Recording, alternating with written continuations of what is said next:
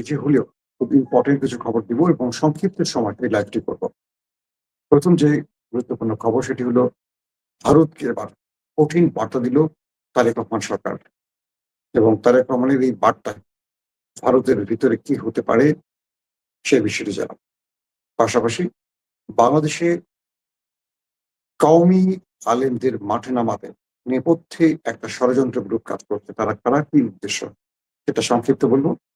আন্তর্জাতিক খবরের মধ্যে থাকছে ইরান আমেরিকার মধ্যে আবার হরমুজ প্রণালী নিয়ে মুখোমুখি অবস্থান তৈরি হয়েছে। দুই পক্ষ যে কোনো সময় বড় যুদ্ধে জড়িয়ে পড়তে পারে। সাথে থাকবে পাকিস্তানের ইমরান খান প্রসঙ্গ। দর্শক, প্রথমে আমি ইমরান খানের খবর দিই, ইরানের খবরে যাবো, তারপর বাংলাদেশের প্রসঙ্গে চলে আসবো। যারা লাইভের মাঝামাঝি ঢুকবেন তারা হয়তো পরবর্তী ভিডিওটা আবার দেখে নিতে হবে, কারণ আজকে সবগুলো খবরই গুরুত্বপূর্ণ খবর। ইমরান খানকে নিয়ে পাকিস্তানের এস্টাবলিশমেন্ট বড় বিকায়দায় পড়ে গেছে, আজকে প্রথম লাইভে বলে ফেলেছে। নতুন করে ইমরান খানের আইনজীবীরা তারা আদালত অবমাননার মামলা করতে যাচ্ছেন সরকারের বিরুদ্ধে।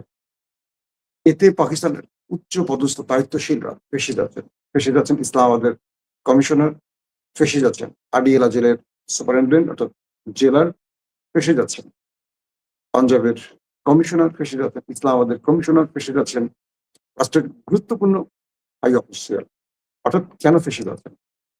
পাকিস্তানের সুপ্রিম কোর্ট নির্দেশ করেছিল ইমরান খানকে 16 সেপ্টেম্বর পর্যন্ত শিফা ইন্টারন্যাশনাল হাসপাতালে রাখতে এবং সেখানে বিশেষজ্ঞ ডাক্তারদের একটা টিম গঠন করে তার সকল পরীক্ষা নিরীক্ষা করা এবং ইমরান খানের পরিবার, আইনজীবী, তার পার্সোনাল ডাক্তাররা এটা সম্পৃক্ত থাকবে। সরকারের পক্ষ থেকে এর একটি বাস্তবায়ন করা হয়নি, নেওয়া হয়নি শিফা ইন্টারন্যাশনাল হাসপাতালে, নেওয়া হয়েছে পিমস বা এরকম আরেকটি হাসপাতালে। কোনো মানে সুপ্রিম কোর্ট ঘোষিত কোনো ডাক্তারদের প্যানেল গঠন করা হয়নি, হয়েছে এস্টাবলিশমেন্টের নির্ধারিত একটি ডাক্তারদের প্যানেল, যারা এস্টাবলিশমেন্টের রিপোর্ট অনুযায়ী ইমরান খানকে একদিন রেখে সকল পরীক্ষা নিরীক্ষা করে তাদের মতো করে একটা রিপোর্ট দিয়ে ইমরানকে আবার জেলে পাঠিয়েছে। তো এই জন্য ইমরান খানের আইনজীবী পাকিস্তান বর্তমান যে সরকার আছে মুসলিম লীগ নুন এবং পিপলস পার্টি সম্মিলিত সরকার, সেই সরকারের বিরুদ্ধে এবং তার গুরুত্বপূর্ণ ব্যক্তিদের নামে আদালত অবমাননা মামলা করতে যাচ্ছে। এবং বলা হচ্ছে যে পাকিস্তানের যে বিচারিক প্যানেলটি রায়টি দিয়েছিল ইমরান খানকে চিকিৎসার জন্য, তাদের বিচারপতিরা এর মধ্যে একজন বা দুজন এই মুহূর্তে তার কার্যালয়ে নেই, তিনি অন্য সুবা বা যেটাকে তারা প্রদেশ বলে সেখানে সফরে আছেন। তো প্রয়োজন তারা অনলাইন ডিসকাশন বা অনলাইন বিচারিক প্রক্রিয়া সংযুক্ত হয়ে যেন এই রায়টি কমপ্লিট করে।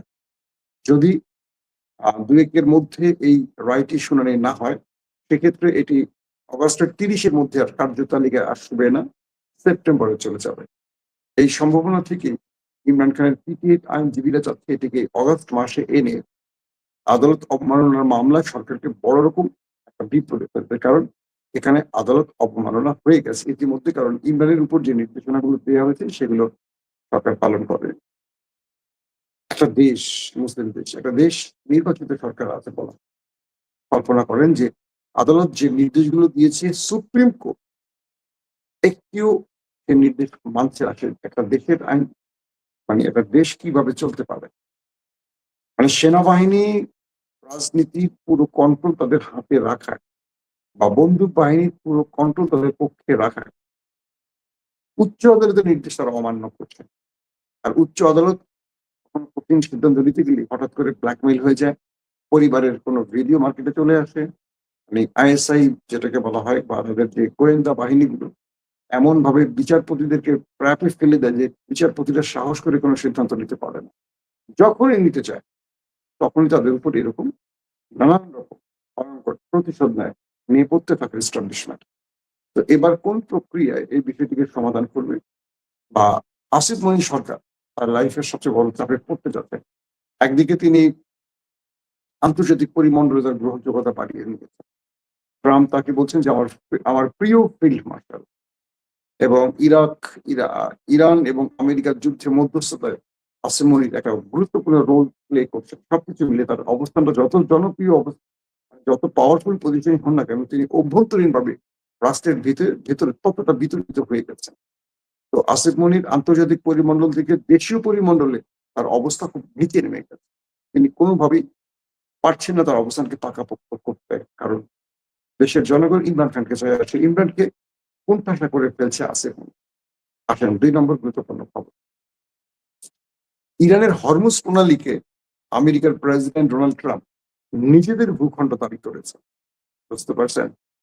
কালকে যদি ঢাকাটাকে আমেরিকা বলে এটা আমাদের ভূখণ্ড, আপনি কি করবেন? ইরান বলছে ট্রাম্পের মাথা নষ্ট হয়ে গেছে। ট্রাম্প কি বলছে নিজে জানে। হরমুজ প্রণালী নিজেদের দাবি করছে ট্রাম্প। আমি এই হরমুজ প্রণালীতে এখন তারা ট্যাক্স আদায় করবে, তাদের কন্ট্রোলে রাখতে চায়। ইরান বলছে আসো, এটা তোমার অঞ্চল, তোমাকে আমি সেই অঞ্চল বুঝিয়ে দিব।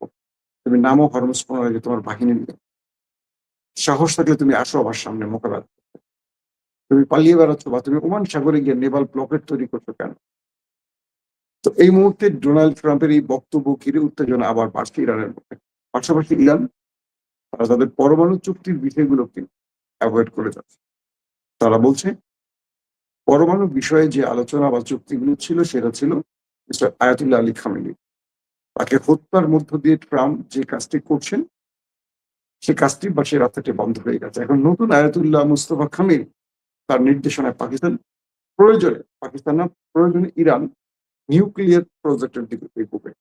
প্রথমে তারা বলতো যে আমরা মানুষের প্রয়োজনীয় ইউরেনিয়াম সমৃদ্ধ করছে, মানুষের সেবা যেটুকু প্রয়োজন, বিদ্যুৎ, চিকিৎসা, এই বিষয়ে ইরান প্রয়োজনে নিউক্লিয়ার বোমা বান যদি ইরানকে শত্রুপক্ষ নিউক্লিয়ার অ্যাটাকের পেটের মধ্যে রাখতে চায়। অর্থাৎ ইরানের যদি ইসরায়েল কিংবা আমেরিকার পক্ষ থেকে কোনো হামলা আসে নিউক্লিয়ার অ্যাটাক, তাহলে ইরান হয় বানিয়ে ফেলছে অথবা বানিয়ে ফেলবে। এটি ইঙ্গিত করছে না, শুধু বলছে যে আমরা প্রয়োজনে নিউক্লিয়ার অ্যাটাকের বিপরীতে নিউক্লিয়ার অ্যাটাকের মাধ্যমে প্রতিশোধ নেব। তার মানে এই বক্তব্যে বোঝা যাচ্ছে ইরান নিউক্লিয়ার বানানোর চূড়ান্ত পর্যায়ে অথবা ইরান নিউক্লিয়ার বানিয়ে ফেলে। এই খবরে আমেরিকা টেনশন আরো বেড়ে গেছে। দর্শক, 3 নম্বর গুরুত্বপূর্ণ খবর হলো ইসরায়েল এবং তুরস্কের মধ্যে কি বলবো লড়াইয়ের সম্ভাবনা ক্রমান্বয়ে বেড়ে যাচ্ছে। মার্কিন বিশেষ দূত আজ স্পষ্ট করেছেন যে ইসরায়েল যে আমেরিকা সিরিয়ার ভেতরে একটি সামরিক ঘাঁটিতে অ্যাটাক করেছে, এটি তাদের ভুল গোয়েন্দা তথ্যের আলোকে অ্যাটাক করেছে। অর্থাৎ মোসাদ বলি বা সিআইএ বলি, ও পাশাপাশি আমেরিকার দূত এটাও বলছেন যে এই বিষয়টি আঙ্কারা এবং আমেরিকা জানতো না যে সিরিয়ার ভেতরে সেই ঘাঁটিতে ইসরায়েল হামলা করতে যাচ্ছে, এবং তাদের কাছে যে তথ্য ছিল সেই ভুল তথ্যের আলোকে তারা এই হামলাটি করেছে, যার ফলে ইসরায়েল তার কাঙ্ক্ষিত টার্গেটে পৌঁছতে পারেনি। আর তুরস্ক বলছে সিরিয়ার ভেতরে যদি ইসরায়েল এভাবে অব্যাহত বা তার আগ্রাসন অব্যাহত রাখে, তুরস্ক এটা শক্ত জবাব দেবে, যেটা দু দেশের মধ্যে একটা বড় যুদ্ধের সূচনা করতে পারে। মানেটা খুব স্পষ্ট। তুরস্ক ইসরায়েলকে যুদ্ধের হুমকি দিয়ে বসে যাচ্ছে। অর্থাৎ ইসরায়েলকে ছাড় দেবে না তুরস্ক। এবার ইরান নয়, এবার তুরস্ক নেমে পড়তে পারে ইসরায়েলের বিরুদ্ধে। এটা কঠিন হয়ে পড়বে ইসরায়েলের জন্য, কারণ ইরান যে ধোলাই চালিয়েছে, ইরানের কাছে শুধু ড্রোন আর মিসাইল ছাড়া বড় ফ্রেমে কোনো কিছু ছিল না, বা ইরান সেটা ব্যবহার করেনি। কিন্তু তুরস্কের কাছে আধুনিক প্রযুক্তির মোটামুটি সব, এবং তুরস্কের আমরা যা জানি তা তো আছে, আমরা জানি না এমন অনেক কিছু আছে যেটা তুরস্ক বলে না। যেটা বিক্রি করতে চায় মার্কেটে সেটাই বলে, যেটা নিজের রক্ষায় প্রয়োজনে রেখে দিয়েছে তুরস্ক অনেক কিছু গোপন করে। এই যুদ্ধে তুরস্কের আধুনিক প্রযুক্তির বিমান, ইলেকট্রনিক্স ওয়্যারফেয়ার সব মোটামুটি প্রতিরক্ষা ব্যবস্থা S-400 সবই আছে। ইরানের এগুলো ছিল না। মিসাইল আর ড্রোন দিয়ে ইরান মূলত খেলাটা দেখিয়েছে বা যুদ্ধের মোড় ঘুরিয়ে দিয়েছে। তুরস্কের কাছেও ভয়ঙ্কর মিসাইল আছে। তো মনে হচ্ছে দুই দেশের উত্তপ্ত বাক্য বিনিময় বা নেতানিয়াহুর এক্সিট রুট বা নির্বাচন থেকে বেঁচে থাকার জন্য তাকে আবার তুরস্ক ফ্রন্টে যুদ্ধ চালাতে হতে পারে। 4 নম্বর গুরুত্বপূর্ণ খবর ফিরে আসছে। আমার খুব কাছের মানুষ, বন্ধু মানুষ, আমাদের পররাষ্ট্র প্রতিমন্ত্রী হুমায়ুন কবির ভাই, আজ তিনি খুব দুর্দান্ত কিছু স্টেটমেন্ট দিয়েছেন। তিনি বলছেন ভারত আমাদের প্রতিবেশী দেশ, তাদেরকে আমাদের লাগবে, কিন্তু প্রধানমন্ত্রী চাইলেই একটা দেশ সফর করতে পারেন? মানে তারেক রহমানকে ভারত যে বারবার আমন্ত্রণ জানাচ্ছে, তার উত্তরে এই বক্তব্যটি আসছে। তিনি বলছেন যে ভারত শেখ হাসিনার বিষয়ে কি সিদ্ধান্ত নেবে? বাংলাদেশ থেকে যে ফ্যাসিস্টের দোসররা পালিয়ে ভারতে আশ্রয় নিয়েছে, প্রত্যাবর্তন আইন অনুযায়ী ভারত কি সিদ্ধান্ত নেবে সেটা আমরা আগে বলি। নাম্বার 1। নাম্বার 2, ভারত আমাদের সাথে কিরকম বন্ধুত্ব চায়? পূর্বের মতো তারা মন চাইলে সীমান্তে মারবে, তারা মন চাইলে সব করবে। তারা দুধের মাখনটা খাবে বা সরটা খাবে আর আমাদের খাবারটা বা নিচের জমানো পানির মতো শুধু সেটা রেখে দেবে। আমরা তাদের সাথে সম্মান বা বন্ধুত্ব যেই সম্পর্কের কথাগুলো বলছি তাতে সমতার ভিত্তিতে। আমরা ভারতকে কখনো চাইবো না তারা পূর্বের মতো এই দেশে আগ্রাসন চালাক। ব্যাস, একদম ফুল স্টপ। হুমায়ুন ভাইয়ের কথা খুবই স্পষ্ট। আমি পার্সোনালি অনেকে তার তার হয়তো পার্সোনাল বিষয়গুলো জানেন।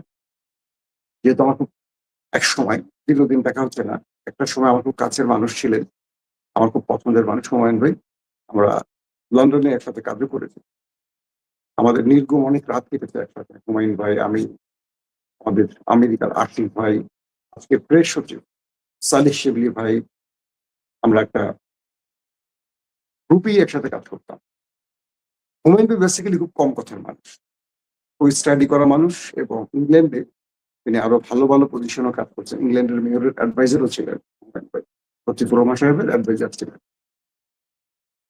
তিনি যে বিষয়টি ধারণ করেন, আমি আমি তার ভেতরের অবস্থাটা বলি। হুমায়ুন ভাই যে বিষয়টা ধারণ করেন সেটা হলো তার মধ্যে দেশপ্রেম যথেষ্ট পরিমাণ আছে।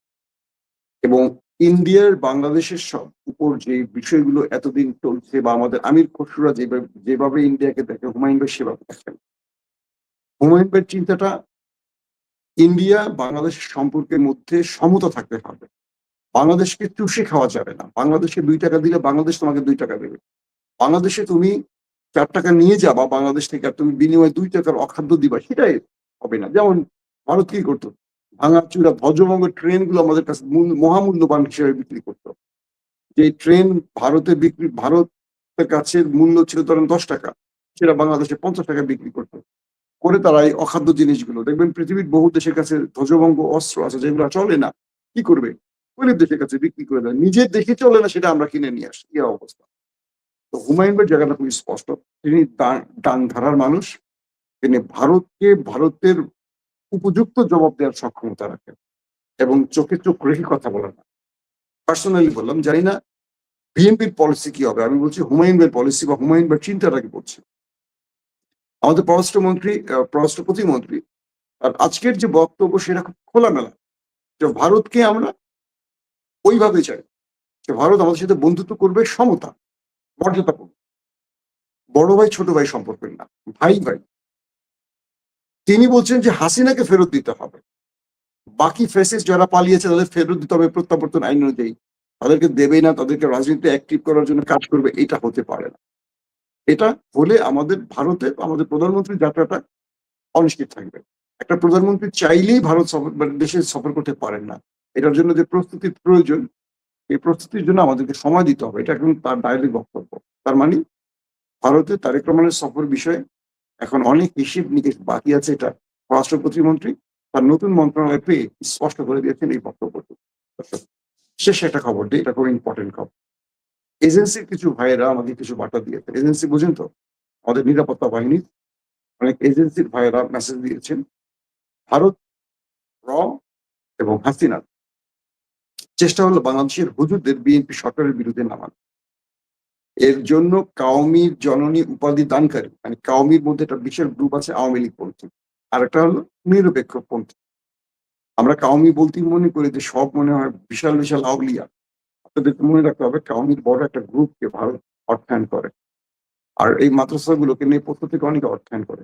আমি কাওমির সামগ্রিক সকল আলেমদের উদ্দেশ্যে বলছি না, আবারও বলছি। তো ইন্টেলিজেন্স তথ্য অনুযায়ী কাওমির আলেমদেরকে বিএনপি সরকারের বিরুদ্ধে বিভিন্ন অভিযোগ তুলে মাঠে নামানোর চেষ্টা করা হচ্ছে। এটা হলো কাওমি জননী যারা উপাধি দিয়েছে সেই গ্রুপটি, অর্থাৎ আওয়ামী লীগ পন্থী গ্রুপটিকে।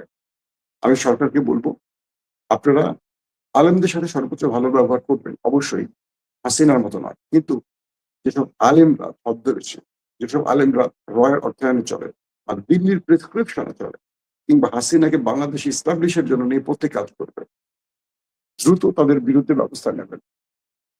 সকল আলেম আলেম নয়, এটা মনে রাখতে হবে। আলেমের মধ্যেও কিছু ডট ডট ডট ডট থাকে। আমি এটা নিয়ে স্পেশালি আরো বড় একটা পর্ব করবো কালকে বা পরশুদিন, আর অনেক তথ্য বুঝছি আপনাদের দেব। এবং এটুকু বলি যে বাংলাদেশকে নতুন করে বিতর্কিত করার জন্য বা তারেক রহমান সরকার বা বিএনপি সরকারকে চাপে ফেলতে আলেমদেরকে মাঠে নামানো নানান প্রক্রিয়া ইতিমধ্যে সম্পূর্ণ। যে কোনো সময় আলেমরা বিভিন্ন অজুহাতে নামবে, এটা বন্ধ করো, গান বন্ধ করো, এটা বন্ধ করো, এরকম আমি জামি নামে আসবে। বাট এটা হলো ওই দেশের, আমাদের প্রতিবেশী দেশটির প্রেসক্রিপশনে শুরু হবে। সো সকল আলেমদেরকে, তৌহিদি জনতার নামে যত মিছিল মিটিং হবে বুঝে শুনে হতে হবে। আলেম কয় প্রকার কি আমরা জানি। আমাদেরকে আলেমদের চেনাতে আসবেন না। বাংলাদেশের মানুষ আলেমদের সর্বোচ্চ সম্মান করে। তাই বলছি, আওয়ামী পন্থী আলেমদেরকে অবশ্যই আইনের আওতায় রাখতে হবে। তাদের ব্যাপারে আমাদের গোয়েন্দা বাহিনীকে আরো সর্বোচ্চ